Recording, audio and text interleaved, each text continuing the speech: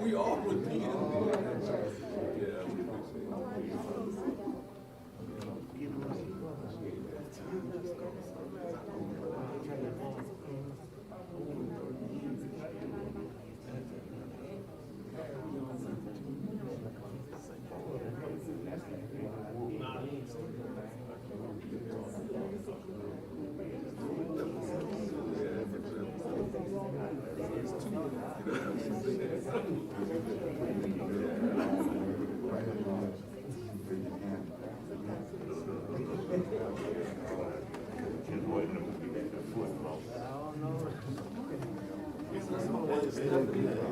How you doing, man?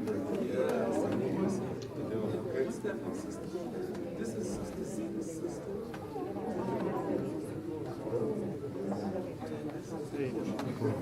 This is his brother's first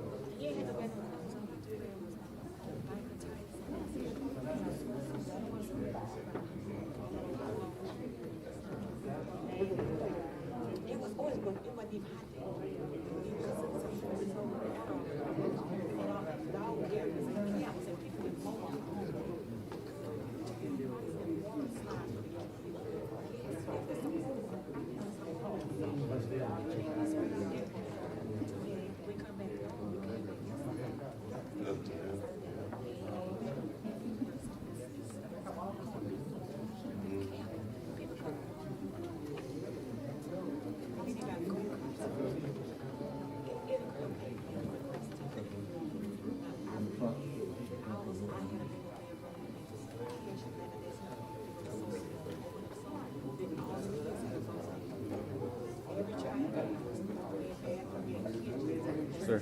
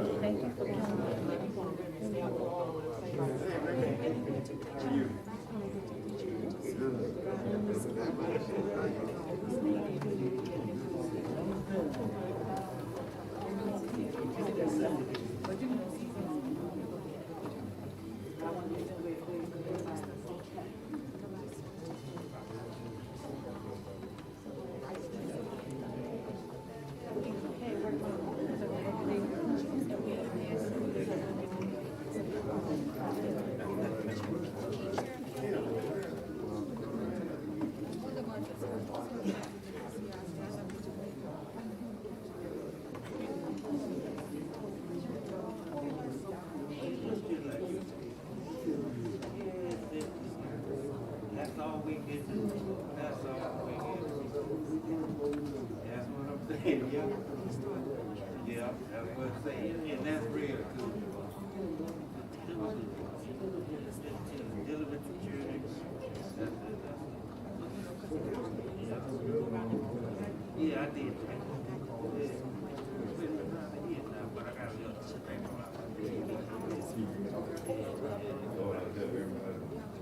Hey baby, how's it going? What up? You right.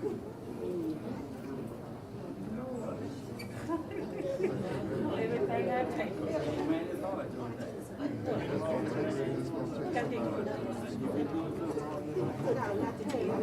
Okay, well, I'm doing it.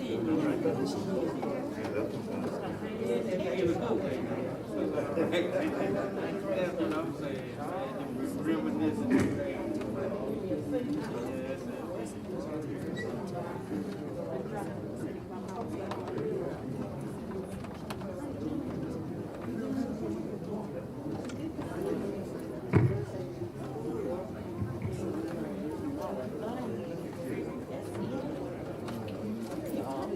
Sit down, but I'm gonna holler at you, man.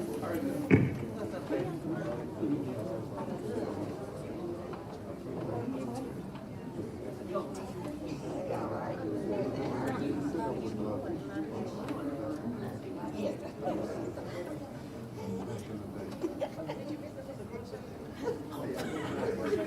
I will check them out too. She calls the first time they hit the women.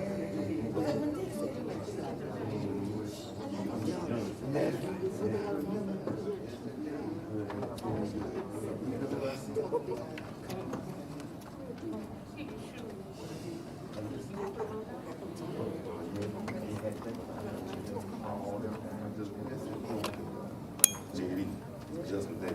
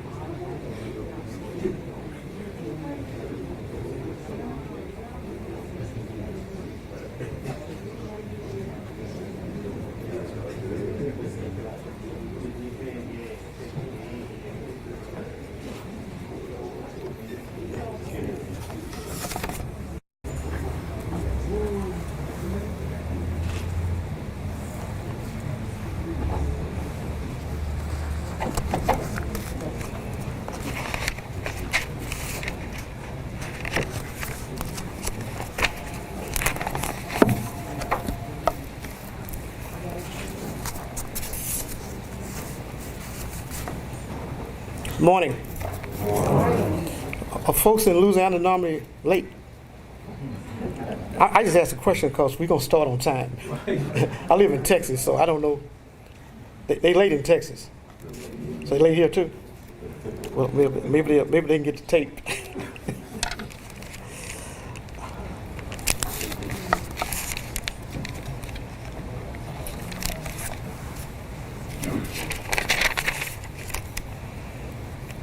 I'd like to thank you all for coming. This is going to be short and sweet.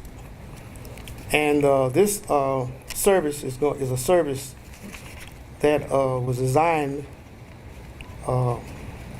years ago by the Honorable Elijah Muhammad. It's similar to your Christian service and similar to the world Muslim service, but yet different. And as we go through it, you'll see what I mean. And we're only going to be here probably about 6 hours. Somebody said, no, we got lunch. We shouldn't be here long.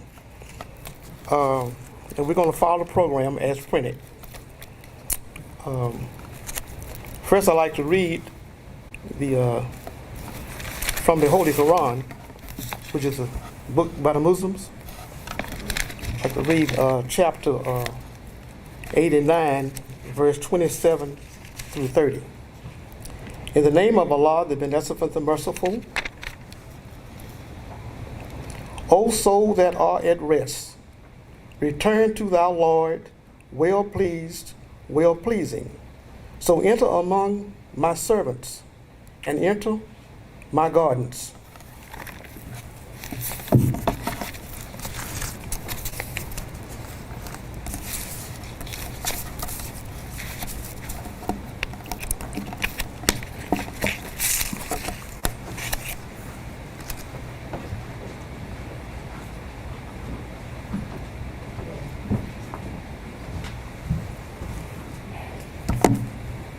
Assalamu alaikum. In Arabic, that means peace be unto you. Can you all hear me? Okay. David Muhammad, my father, was born September 13th, 1960 in Dallas, Texas. He was raised in the Oak Cliff area of Dallas, Texas, along with 4 older siblings. Survived by his wife, Zita Muhammad, and his daughter, me, Jalila Muhammad, and 2 siblings, his older brother, Grady Perkins Jr., and his older sister, Aunt Marlene. Preceded in death by his father, Grady Perkins Sr., his mother, Margaret Rose Perkins Allen, his older brother, Joe Perkins, and his older sister, Marguerite Stone.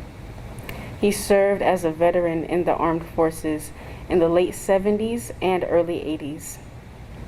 And also, he was a mighty soldier in the Nation of Islam. He served as a lieutenant and student captain of the Muhammad Mosque in the Dallas-Fort Worth area in the 90s.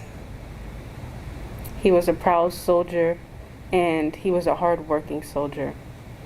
And he never complained about anything that was put to task. He always did it in the right spirit. His name is David, which means the beloved of Allah, and his last name, Muhammad, worthy of praise. And my closing remarks for my father is I'm very honored to be, or blessed to have a father like him, and blessed to have parents that raised me in such a way that they intended for me to be raised. And lastly, I want you all to just look at my father's picture, and I want you all to remember him in the way that I remember him, which is not a stern, rigid, hard person that many people may often view him as. To me, he was a soldier, but also loving, honorable, and caring. and the way he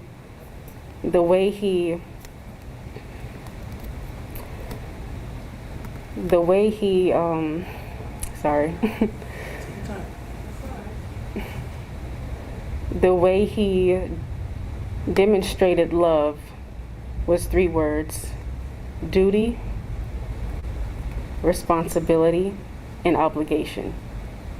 That was the way he showed his love. He didn't have to say the word, he just had to show it. And I'm pretty sure you all could have felt that whenever you all met him.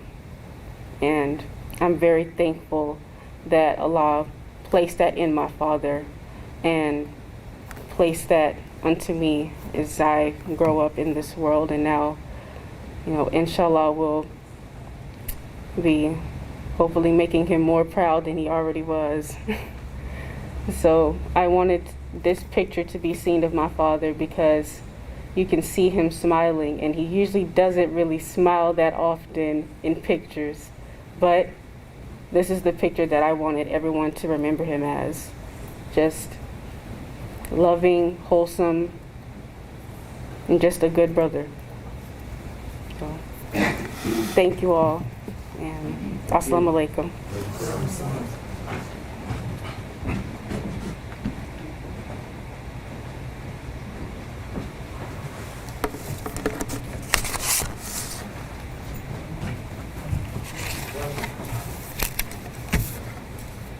In the name of Allah, the Beneficent, the Merciful, I bear witness that there is no God but Allah, and we thank Him for coming in person to resurrect and raise up our people.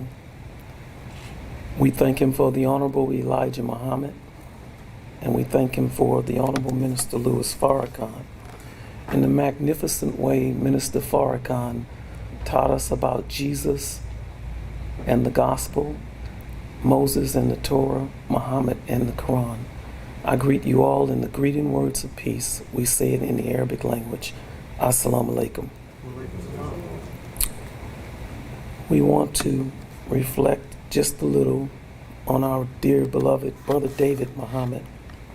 And we want to say just a little prayer. Oh God, forgive us. Forgive our living and our dead, those who are present among us and those who are absent. Forgive our young and forgive our old. Forgive our males and our females.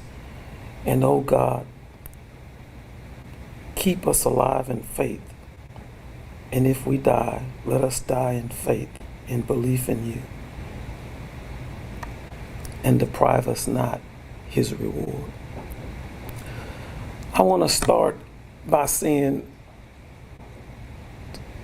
I really want to start with Sister Zita's comments, because I was coming to the house to thank Brother David and Sister Zita Muhammad for all that they do in our community, in particular for our young people. Often, Brother David, who loved the teachings of the Honorable Elijah Muhammad, because he believed that those teachings would raise our people from the bottom to the top and give us an opportunity to serve humanity in a very unique and special way.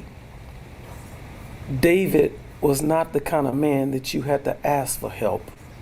Whenever he seen that there was a need, he would come to serve that need, often for people who could never return the favor. Brother David would give in secret, but I'm going to say something Brother David did out in the open, just so you can understand the kind of integrity and loyalty and decency that Brother David had.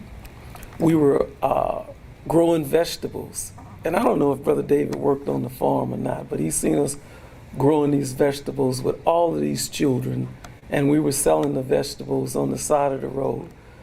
Unbeknownst to me, Brother David comes out to the garden. He's over there chopping up or talking about the teachings with the children, and before I knew it, David had given each one of the children, it's probably at least 10 of them, $100 tip, and bought vegetables from me. And he would use that as a guise. Nobody really know he'd done that, but I gotta say it openly. That's the kind of man Brother David was. He wanted to inspire them, particularly young boys, to have discipline, loyalty, obligation, and commitment to black people, and to help our people get to a higher level so that they could serve humanity. And so I wanted to say that.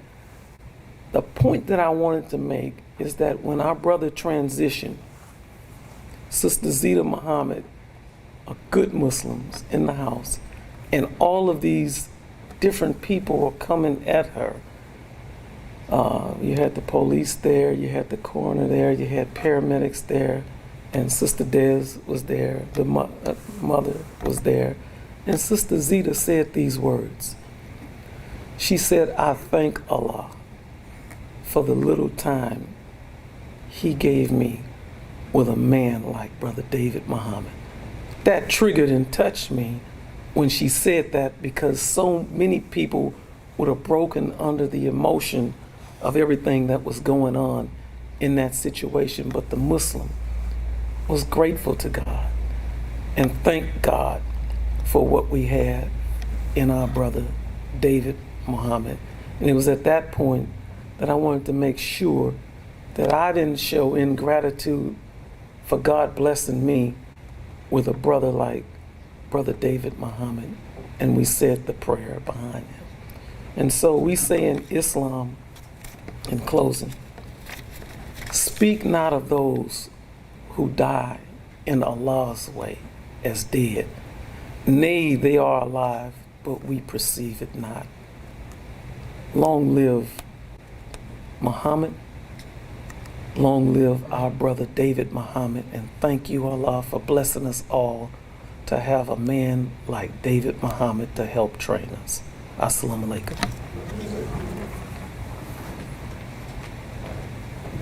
Thank you, Brother Lewis.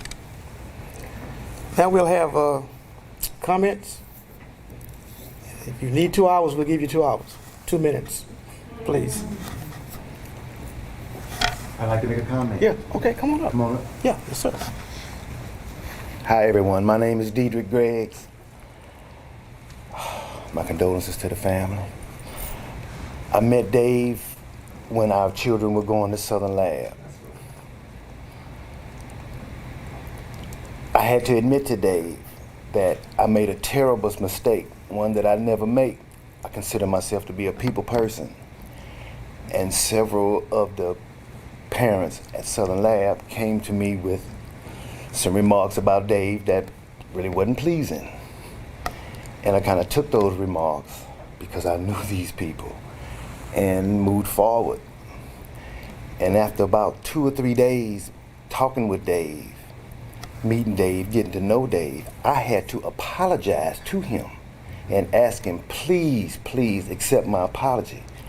I don't judge a book by its cover, especially when somebody else has read the book and I haven't. And Dave forgave me, and we became really good friends after that. At PTA, I always knew Zeta, but I met Jalila. He was a fun lover of kids. Absolutely. His one thing that separated what I had most respect for Dave was when he always mentioned his love for kids and their education.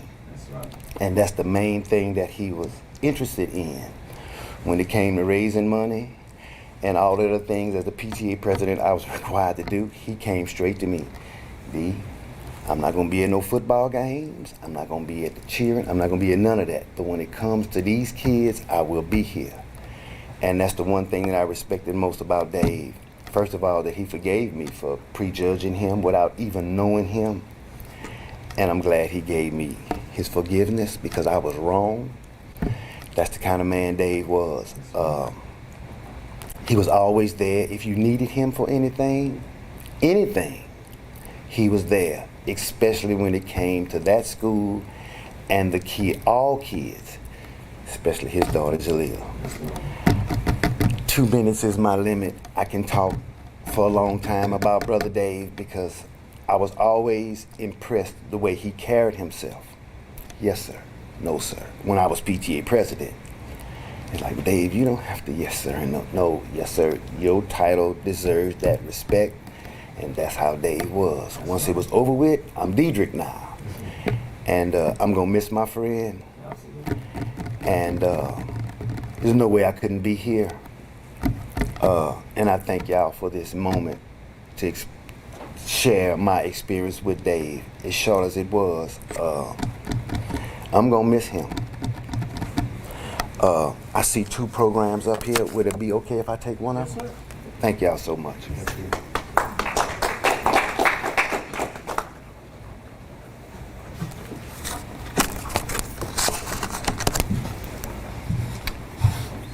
David is my brother. This is a bad thing to me that happened. On my way here to Louisiana, it was a long drive and I thought it was hard. But as I sit here, I just hate that I didn't make that hard, long drive before this. Didn't get to see my brother in action, didn't get to see all this stuff. Now, I know he was a good guy. When I first got married and left my home, I lived 5 miles away. My brother would jog to my house while I'm asleep, mow my front and backyard, and jog home. When I get up, I don't even know how I got done. He just did stuff. My brother would come to my house every Friday and bring me something to eat, or bring my whole family without even asking. Never once did he ever want anything. My brother helped me raise my eldest son, my oldest son. My oldest son is named after him. They got the same birthdays. They got so much in common. It's not a person that could call my brother and he ain't got a lot to say. You don't just talk for 1 minute or 2 minutes, even if that's what you want. You know you got to get prepared. My whole family is like that. Even when I used to call my sister that's not here no more, she may not even want to talk, but when I get ready to talk to her, she got a lot to say. I think it runs in our family. We can talk a lot. I'm not really sure how you might my kids do, but my brother can teach. He can show you better. He can tell you. Actions is always speak louder than words. But the great memory of when I used to be asleep and my yard is mowed every week before I even get up. After he get to mowing my mama's yard, which is real big yard back in front. That's my memory of him at a young age. I mean, this is when I first moved out. He still had my back. It's not a time that I could call him that he wouldn't come pick me up if I had car problems. Anything I needed. He didn't think about that I'm married. He just thought about me. I've been living a single life for this last spring. I could have used my brother. I needed, but I knew where he was. He would have never turned me down. I know this.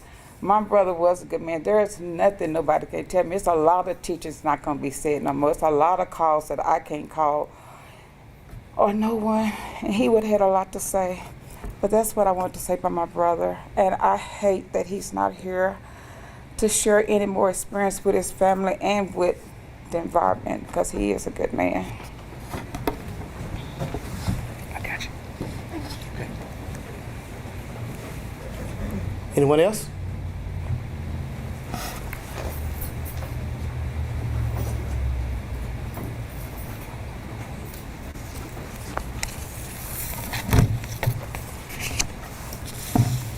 After hearing those comments, I really don't have anything to say.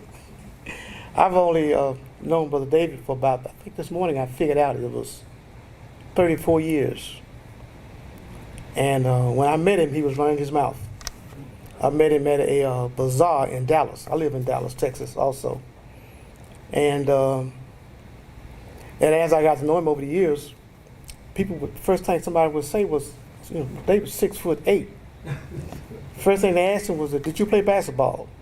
And he'd go off. He said, I can't even stand sports. And I used to tell him, I said, well, David, I said, by you being 6'8", that's the first thing somebody's going to think of is, did you play basketball? And I told him one day, I said, now, what if you were a dwarf? And they asked you, were you in the circus? He thought that was funny, but I was trying to make a point, and he got the point. But as time went on, the edges got a little smoother with him. It is fitting that we meet together at this time, in this place, for this occasion, to honor our brother, David Muhammad. I would like to extend condolences to the family from the Honorable Minister Louis Farrakhan and the Nation of Islam. What I have to do today is actually twofold. Now, we'll be short and sweet, but some points I want to make. Number one is I've got to conduct this service in a proper way. And on the other hand, since it is unfamiliar to most of you, I have to explain each point.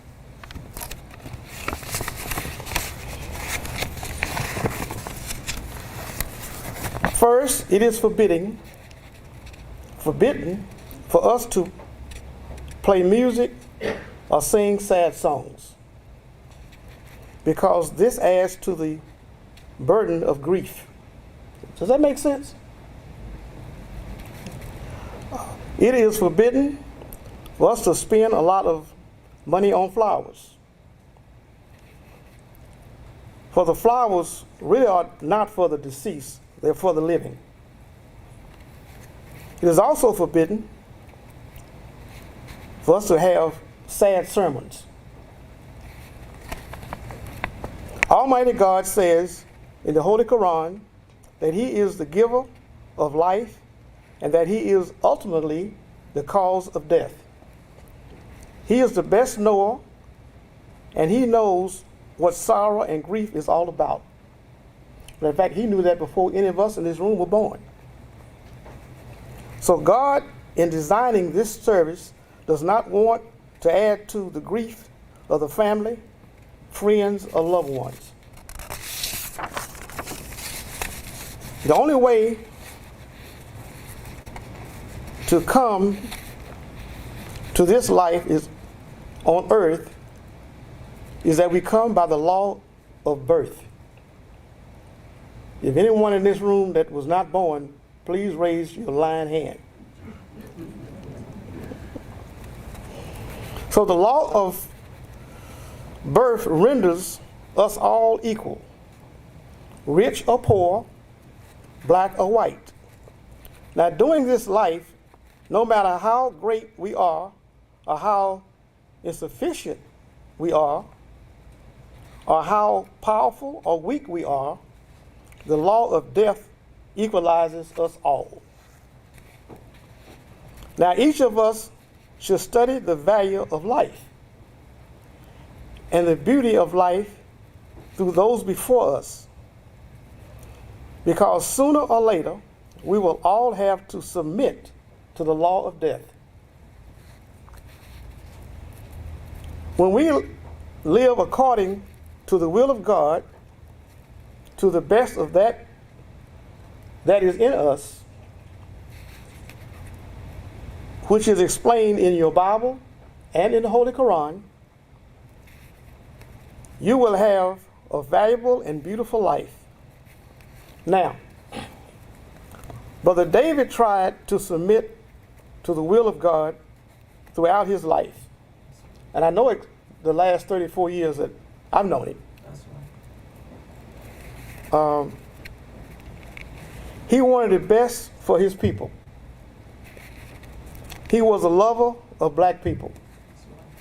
He was a lover of family. He had good character. What about you? He was kind. He was helpful. His sister mentioned about him cutting her yard before she woke up in the mornings. We got this building in Dallas to meet in.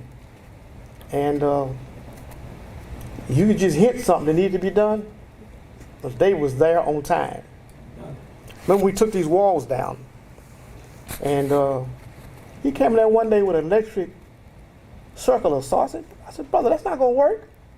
He said, watch me. He got on the ladder, went to get some coffee. I came back, and both walls were down. But he had no problem with work. He was a very, very helpful person. Very friendly. What about you?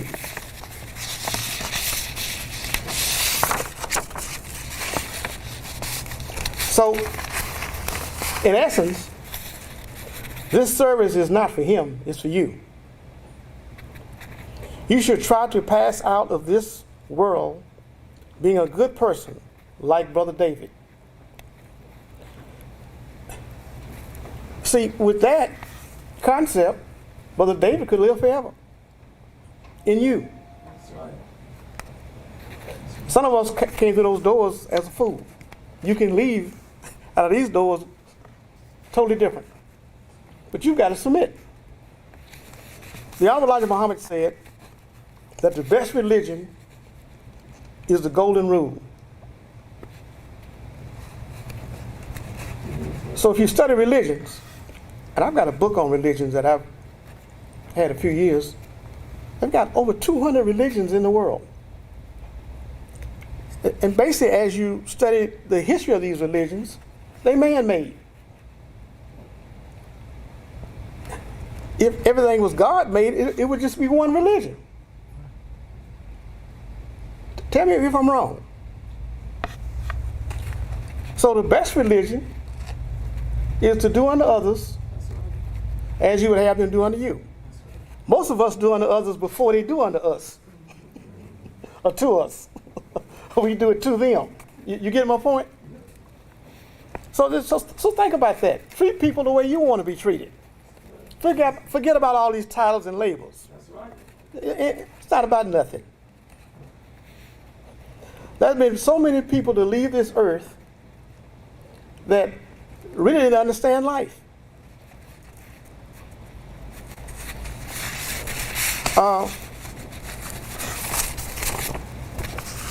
In life, you have what I call the balls of life. It's basically 5 balls that you try to juggle throughout your life. You have family, which is set as one ball, relationships, your health, your job, and your integrity. So you ever tried? Some folks can't juggle 2 balls or 3 balls. But we talk about juggling 5 balls throughout your life. Now, if you're juggling these 5 balls, every now and then you're going to drop one of these balls because you can only juggle so many at one time. So you lose your job and you drop that ball. Don't get an attitude, just go get a better job. In my career, I was thinking about that this morning. I lost 2 jobs in my career. And whenever I got the next job, which was normally the next week, was better than the job that I lost. So, as they say in church, all praise to God, you know. Your family. Now, that's a serious ball. Now, if you drop that ball and you have cousins and aunts and uncles and mothers and fathers, some of us go for months, years without speaking to them. And but that ball can be picked back up and put back in the juggle. Just submit. I know some folks in my family that when they finally reconcile, they forget why they even it happened so long ago, they forgot. Why? You see, that's pitiful, you know. Here we are in Louisiana. I think slavery lasts for 310 years in Louisiana. You know how long that is? That's 11 generations. So you won't speak to your loved one, but you'll go speak to somebody's ancestors that were slaveholders. And things hadn't changed much for black folks the last 130 years. So give me a break. Same thing with relationships. You fall out with your neighbor. You fall out with your best friend. And you'll say, well, I got 18 ex-best friends. There's something wrong with you. It's kind of like I had this friend years ago. Brother been married 8 times. I said, man, you're going for the Guinness Book of World Records. It ain't that many bad women in the world. You've been married 8 times. Your health. Nowadays, we have what they call modern medical technology. If you got a bad finger, They can fix it nowadays. You don't have to get gangrene.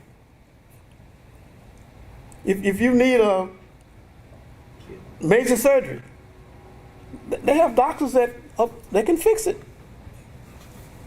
It's just, if you lose your eyesight, they got laser surgery now, you don't feel a thing. So just, things have advanced in the world. Your integrity, that's the hardest ball to pick up. Because if you were a thief in elementary school, someone sees you down the road and you 20, 30, 40 years old, they say, she was a thief. He was a thief. And it's 40 years later. But your integrity, now it can be fixed, but it takes a lot. Sometimes if you know you burnt somebody, just apologize. It won't hurt. That makes sense? So remember those balls of life. Okay, I'm winding down now. Sister Beverly, you got those peppermints? I want to pass out some peppermints. And we're going to charge y'all $10 a peppermint on your way out. Just joking. So just pass them out. Let them. And as you get the peppermints, you can open them up.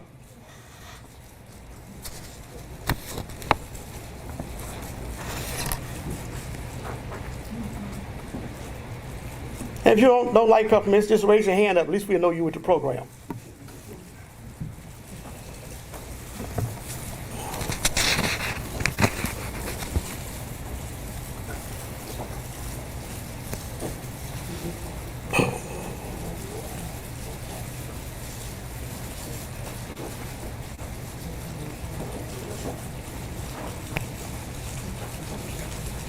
And the floor is so clean in here. This is one of the cleanest facilities I've been in a while. So don't put your peppermint paper on the floor, please.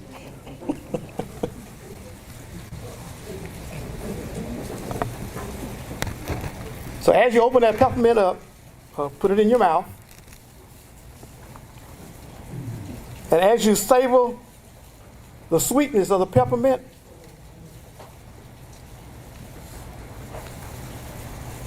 and as the sweetness disappears, and only the memory remains, so it is with a life. Thank you. So that's the point. Now, what we like to do now is have a closing prayer. If you notice, I know a lot of you have probably been to funeral services before. The casket is in an odd position. The head of Brother David is facing the east.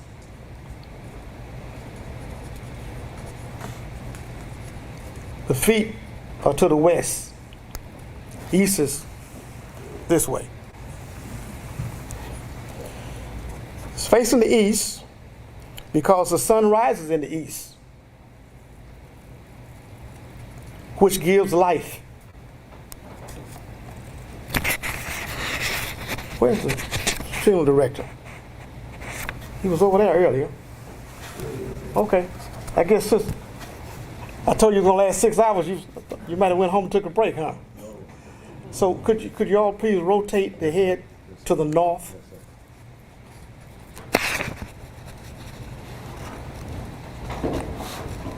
Now we're rotating the head of the deceased to the north and the feet to the south, as the North Pole is frozen with no life, as in death. Now I'll close in prayer and we'll go to the cemetery.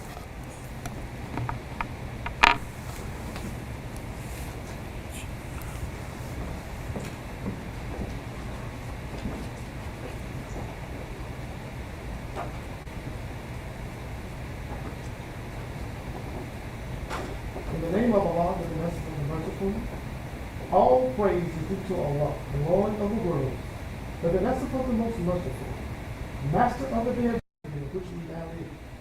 Thee alone do we serve, and to thee alone do we seek the aid. O Allah, guide us on the right path, the path of those upon whom thou hast bestowed favor, not the path of whom thou hast brought down, not those who go astray, after they heard thy teachings. Say, He Allah is one. Allah is He in whom nothing is independent, but in whom we all depend. He neither begets nor is He begotten, and there is none like Him. And I bear witness that none deserves to be served or worshipped beside Allah, and I bear witness that Muhammad is His messenger. Amen.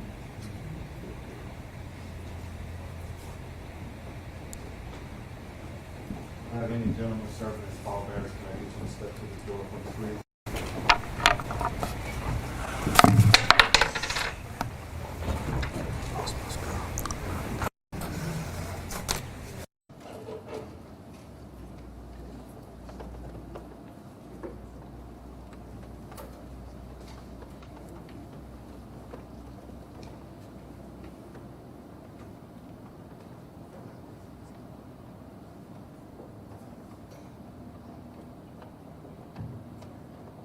Everyone, please stand.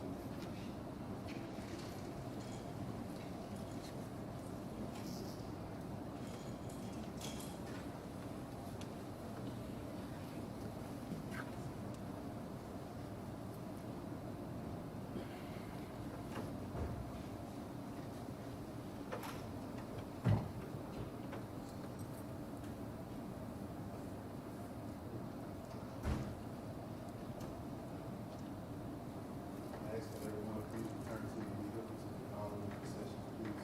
Put your emergency lights on.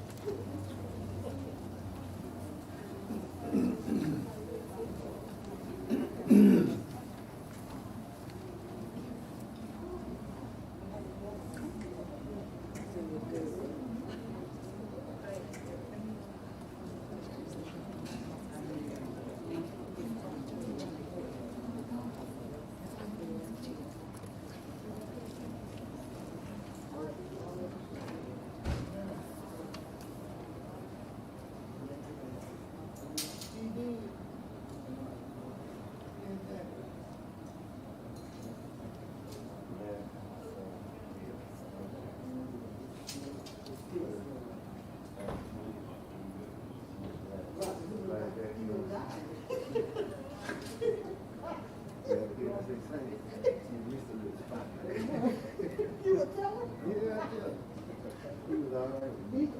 Oh, yeah, he was.